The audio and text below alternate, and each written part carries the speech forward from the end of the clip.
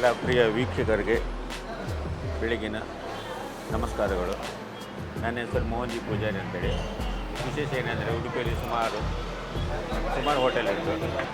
ಬಡಗು ಮಾಳಿಗೆ ಅಂತ ಹೆಸರುವಾಸಿಯಾಗಿರುವ ಹೋಟೆಲ್.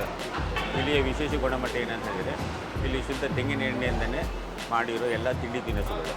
ಹಾಗಾಗಿ ಗ್ರಾಹಕರು ಇಲ್ಲಿ ಬರ್ತಾರೆ.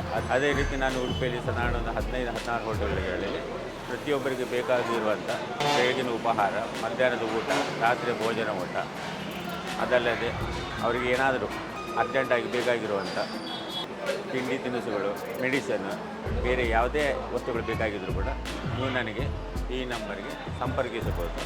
ನಾನು ನನ್ನದೇ ಆದ ಫುಡ್ ಡೆಲಿವರಿ ಕೆಲಸ ಮಾಡುತ್ತಿದ್ದೇನೆ.